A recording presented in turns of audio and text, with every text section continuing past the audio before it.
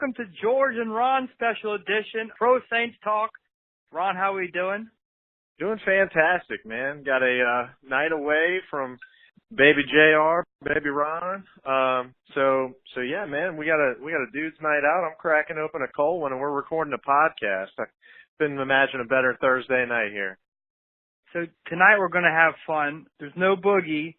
So in every segment, we're going to say, what would Boogie say, given the conversation? I think it'll be somewhat predictable, very apocalyptic, very doomsday-esque, very forget Sean Payton, too much clickbait, move on from Davenport. I think those would be his common themes. But man, let's don't dive spoil into all it. those hot takes in one bit. You're right. You don't want to jump the gun. We have a lot of fun to have. We don't want to bust it all in the first quarter. Let's go over the Giants game. Obviously, the thing that we most noticed was the first half.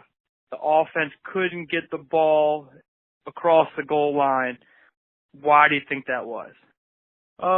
Well, I'm hoping we're going to find out this weekend that it was Mark Ingram, but you know, I know a lot of fans. I know what Boogie would say. Dude, why are we bringing in clickbait in the red zone? Dude, Drew Brees, dude. And, you know, hey, he's got a fair point. I didn't expect to see Taysom Hill in that many snaps in the red zone, but at the same time, I'm pretty sure I'm the same guy that was calling for it a couple weeks ago, saying that he's the X factor that we needed in the red zone. And, hey, we missed on a few plays. We didn't convert. So, I mean, hey, Taysom Hill hits Kamara a little bit closer. Kamara makes a better, Sports Center grab. We convert that trip down in the red zone. So there were a few plays that we just flat out missed, but that was the tale of one half, you know. Second half, hey, they got it done. I mean, I think it was doomsday there for a little bit, thinking that, oh man, those 4 field goals were going to come back and bite us, but that wasn't quite the case, was it, George? No. One thing I think the Giants did in the first half, and really the whole game, especially in the red zone, and I think you're going to see other defenses copycat the rest of the year, is they're going to say, all right, Drew Brees, we're going to take away Mike Thomas, and you're going to have to beat us with Ben Watson, Traquan Smith, Cam Meredith, Ted Ginn. Because if we feature our defense to stop Mike Thomas, someone else is going to have to beat us. And Ben Watson didn't come through. Traquan Smith didn't come through. Traquan, who had an incredible preseason, hasn't done anything in the regular season, kind of waiting for him to turn into the next gear and really be another threat like a Meacham or a Devery.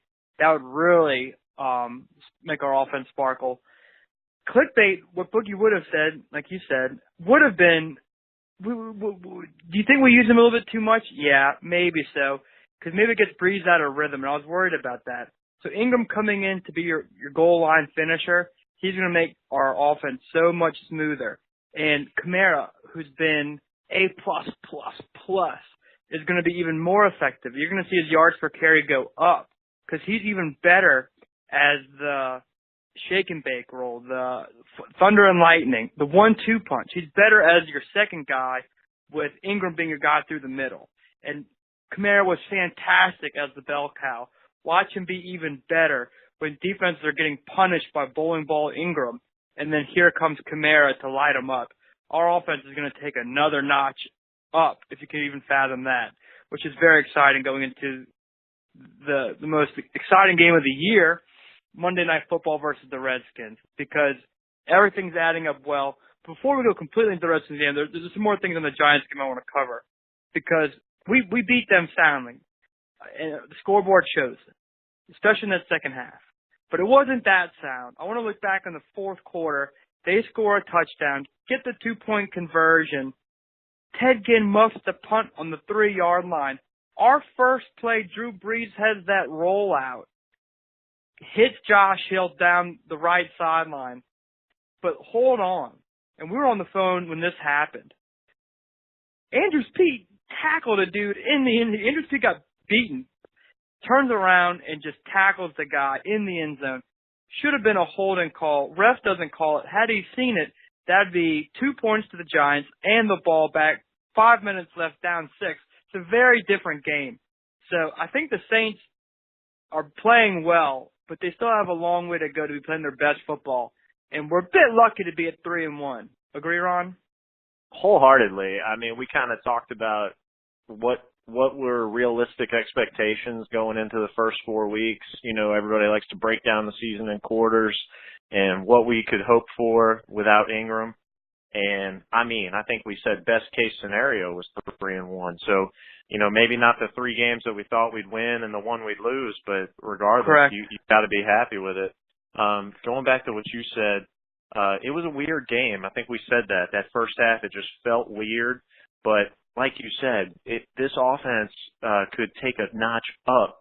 So we were 2 for 6 in the red zone, kind of in a funk in the first half, and we still scored 33 points. So that's kind of scary to think about us taking it up a notch this week. I'm really excited about it, Monday Night Football at home. And going back to another point you made that I really agree with is we talked about it, I think, last week, where we were a little worried about Kamara being on the injury report and were we overworking him. He's a guy that's got to be 100%, right? I mean, he goes all out every play. That's how he's able to be so elusive. That's how he's able to dodge the big hits. And so, yeah, that's just going to complement his game so well to have Ingram back. Plus, they're just a good dynamic teammates-wise. I mean, they've got such a camaraderie. Ingram's such a locker room guy. It's just going to be so nice to have him back. I love that he was at the airport waiting for him when they got back home. I think we got a bet going with Boogs that one of these, I think the next prop bet we do with Boogs, he's going to have to be at the airport when the Saints get back home. What do you think? I love it. Do you know why that game felt so weird in the first half? It was those godforsaken commercial breaks. Because we go deep into the second quarter without a commercial break. And then every time Drew Brees sneezed, they do a commercial break. That's why the first half seemed so disjointed and bizarre. They had a weird arrangement with national TV audience coming in late, and they saved all the commercials from the national TV audience joined in. And that's kind of, everything just felt fishy. We couldn't get the ball over the goal line in the first half. We had those weird commercial breaks. It all just seemed fishy. But one thing that has taken a while to get itself together and is our defense. I mean, after the Buccaneers game, after the Falcons game, you and I could be seen on the edge of the Crescent City connection about to jump because we're giving up on our defense. You're like, here we go again, another Sean Payton, Drew Brees team with a fantastic offense and no defense, Swiss cheese defense. Are we finally seeing our defense come back to 2017 form?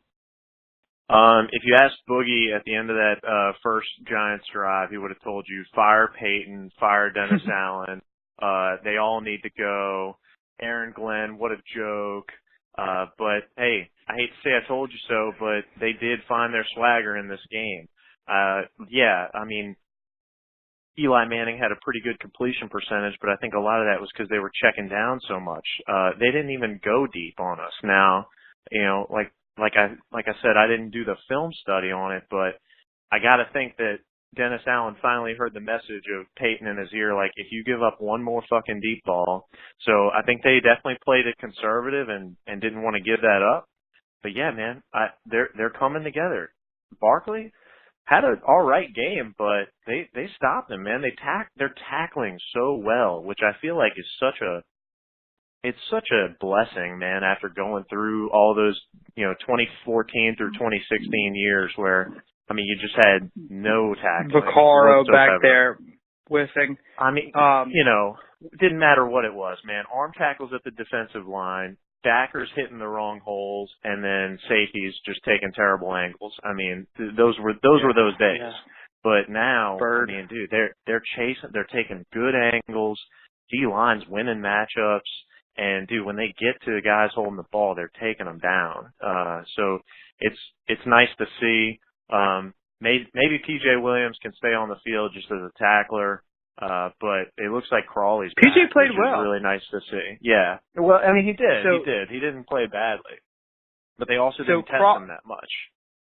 Crowley still gave up 77 yards and a touchdown, which is hysterical because after the game he was talking smack about the Giants, which is just hysterical. After the start of the season that Crowley's had, for him to talk shit at this juncture is hysterical.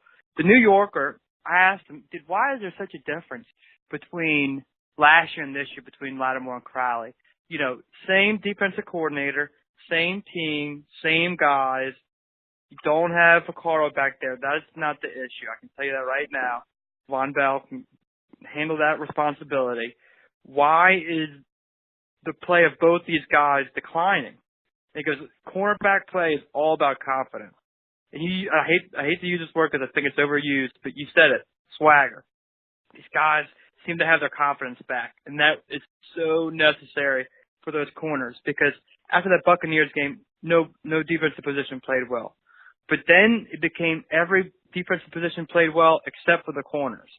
And now with the corners back, we might have a complete defense. And we're not talking enough about Demario Davis because he won Defensive Player of the Week this week. He was amazing. He was who we anticipated him to be, who we forecasted him to be in the off season, saying, "Hey, this is Jonathan Vilma 2.0." I know that's high praise. Vilma wasn't a headhunter like that. Vilma was all over the place, but he wasn't sacking the quarterback twice in a game. I know Eli's a skeleton back there, but I finally have hope for our defense, and I think coming to Monday Night Football, Drew Brees is going to break the record. It's going to be packed. We're going to be drunk. It's going to be loud. It's going to be a party. And then the defense is really going to get rowdy. And I think we're going to really have some fun this Monday night in the Dome with our defense. Not even including the record, not even including Ingram's return. Just like Monday night is going to be a party. I agree. But before I get there, I got to give you Boogie's take here on Lattimore. You know, leave it to Underhill and the rest of the beat writers to totally just leave us in the dark on Lattimore not being 100% all off season long, all camp long, and the first 4 weeks of the season long. Comes out after we have all these struggles and inexplicable performance in the secondary that he's been dealing with an off-season ankle injury that he hadn't been 100%. Boogie was livid to hear this because it's so classic, right? You know, we've been dealing with this with high-profile guys for how long where Peyton will just totally downplay it, like, you know, think about Jarris Bird. Yeah, well, he's just getting a little scope done, you know, minor procedure, yeah, you know, out forever, never see him again, you know? Right. Might as well put him in a freaking coffin.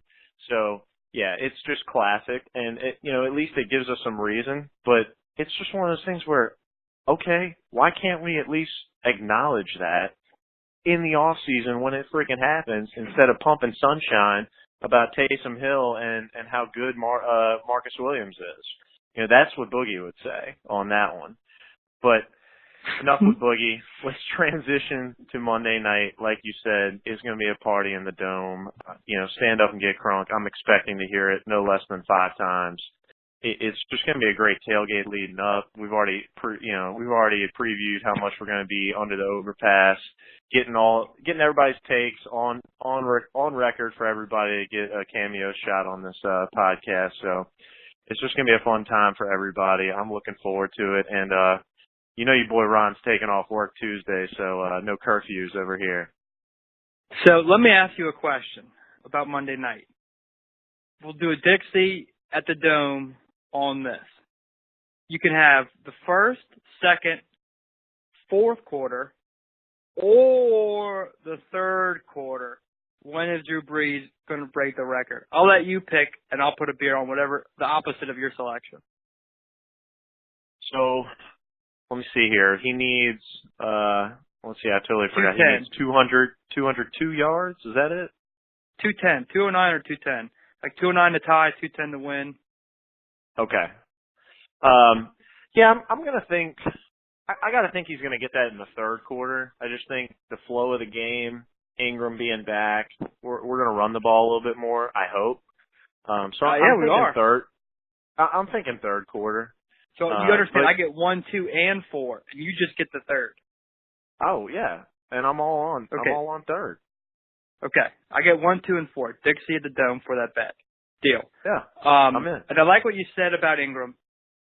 Ingram is not only going to help our offense, but it's going to help our defense. Because all of our drives occur in 6 plays. We boom, boom, boom, boom down the field. Look at the Falcons game, the Buccaneers game. We're just down the field. Ingram's going to give some stability, some running plays to our offense. Let the defense settle. Don't just make the games a shootout. You know what we did against the Buffalo Bills last year? Some games like that where we don't have Drew Brees doesn't have to be a master, a maestro for us to win. Rely on the running backs here a little bit. That'll be fun to watch. X and O's wise with the Redskins, I love it.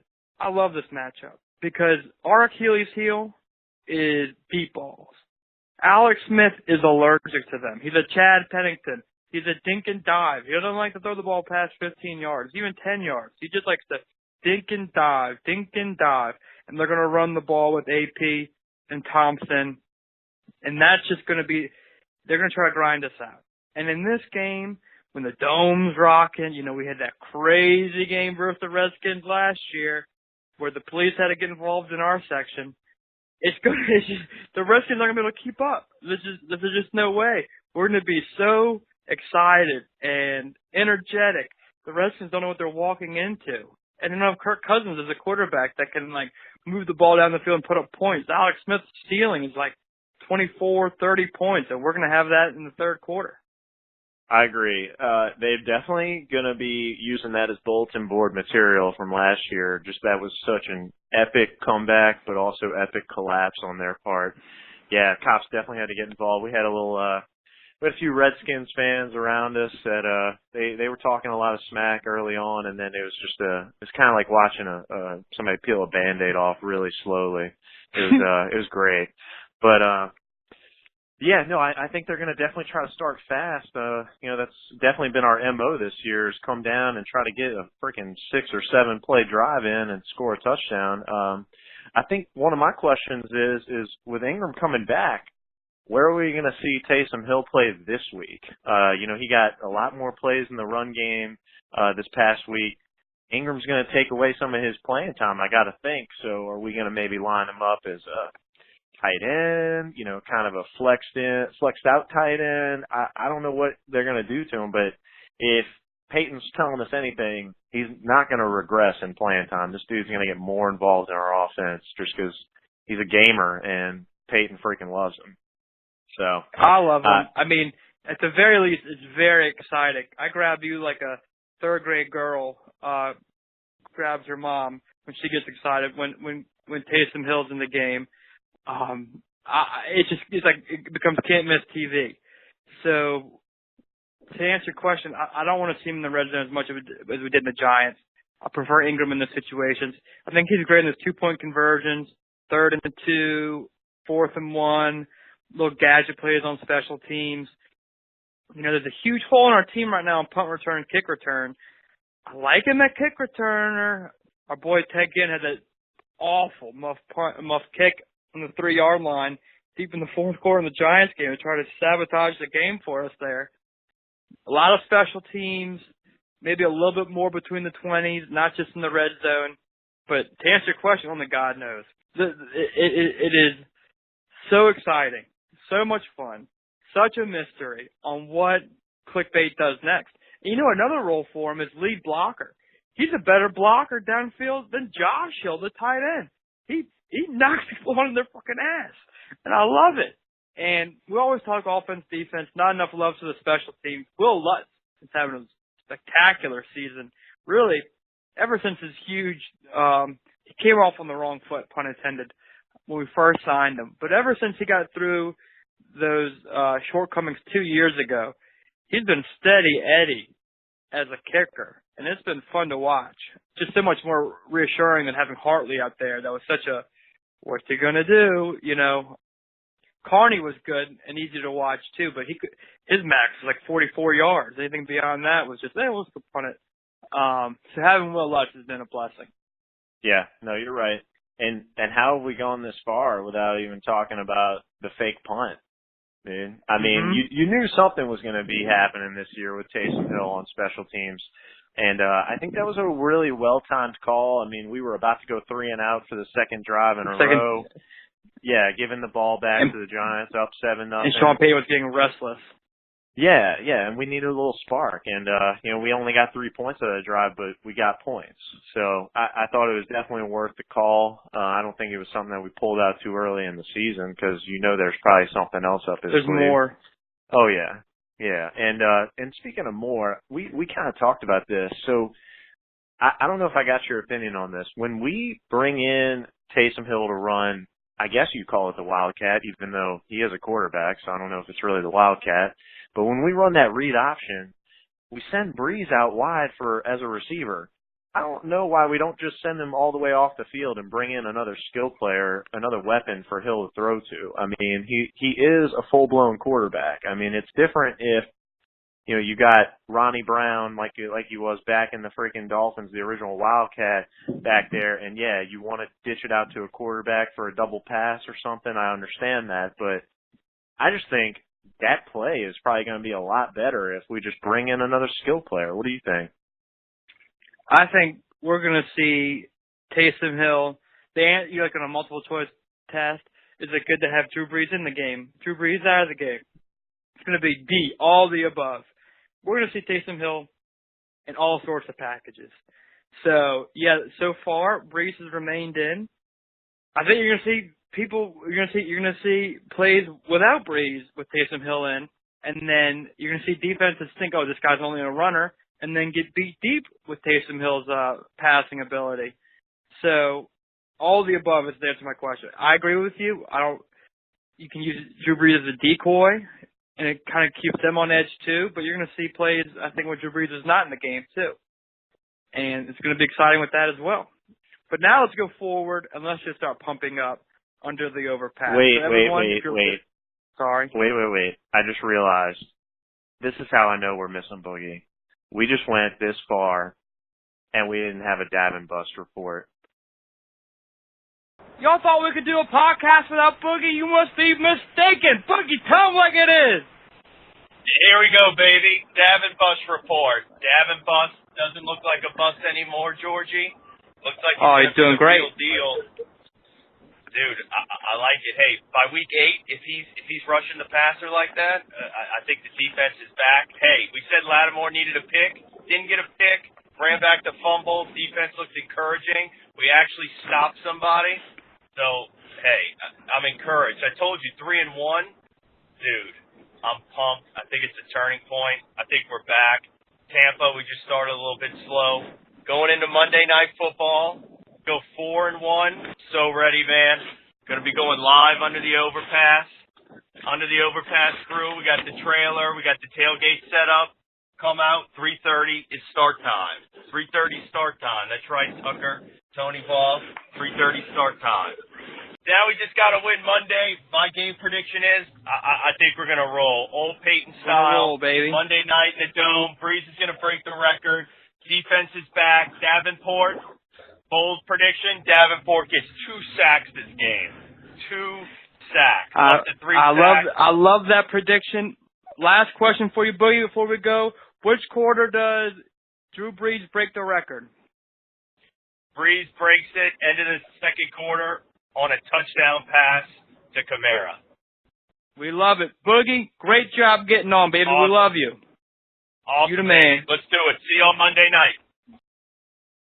Dude, the Marcus Davin report. This guy, he's making like at least one athletic play a week that kind of opens up your eyes and you go, wow, this guy could be something special. And I think that's good enough right now, Like, obviously we didn't expect him to come in here and get double-digit sacks year one, especially after all the reports about him being so raw and everybody in camp, he didn't hardly practice. So the fact that he's out there making some athletic plays, I think it's definitely encouraging. I mean, you definitely can see the size and strength that he's got and the potential with the speed. He's got a really quick first step. He needs to get some better moves, I think, to complement that. I think his speed is a blessing and a curse because he goes for that speed move around the outside, and he overruns it a little bit. He doesn't quite have that bend like those great ones have, like Von Miller, like Khalil Mack. I mean, I get it. I'm comparing him to a couple of the best ever, but you got to get that bend and that, that rip move underneath to really take that right angle. But he's also got a pretty good bull rush that I guess he's not quite there to finish it, you know? But he is definitely collapsing the pocket. So I think he's making great plays. He's adding a little extra dimension to a great D line. Our DTs are playing fantastic, and we don't give them the recognition they deserve.